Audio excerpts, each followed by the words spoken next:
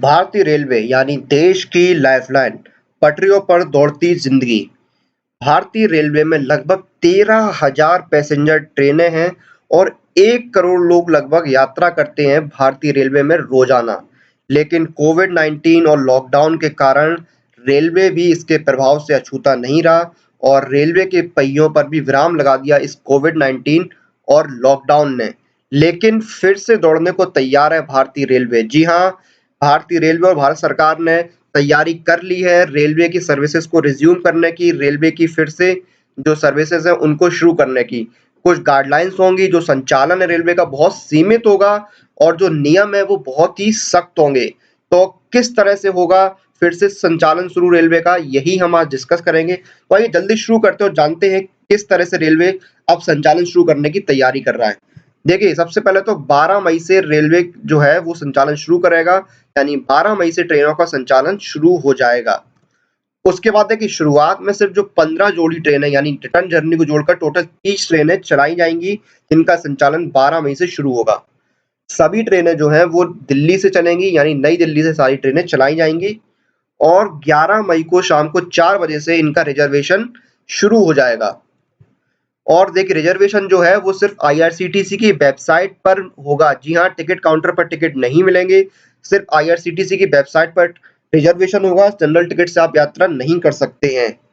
उसके बाद देखिए, पहले चरण में यानी जो ये 15 जो ट्रेनें चलाई जाएंगी, ये नई दिल्ली से होंगी और ये कहाँ जाएंगी। देखिए, ये डिब्रूगढ़, अग्रतला, हावड़ा, पटना, बिलासपुर, रांची, भुवनेश्वर, सिकंदराबाद, बेंगलुरु, चेन्नई, तिरुवनंतपुरम, मडगांव, मुंबई सेंट्रल, अहमदाबाद और जम्मू तवी।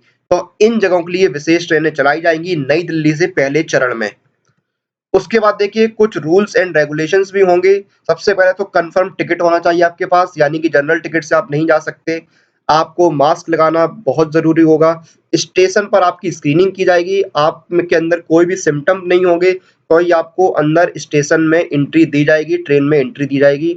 अगर आपके अंदर कोई भी सिम्पटम आता है, अगर आपकी हेल्थ ठीक नहीं होती है, तो कंफर्म टिकट होने के बावजूद भी आपको इस ट्रेन में एंट्री नहीं मिलेगी। ट्रेनों में सिर्फ एसी कंपार्टमेंट होंगे, यानी AC 1, AC 2 and AC 3 tyre. कोई भी जनरल और स्लीपर बोगी नहीं होगी और जो किराया है वो राजधानी ट्रेन का किराया होगा आपको। ट्रेन में पेंट्री कार नहीं होगी, अपने खाने-पीने का अरेंजमेंट आपको खुद ही करना होगा। स्टेशन पर यात्री के अलावा कोई और नहीं आ सकता है, ये भी रूल्स रहेंगे।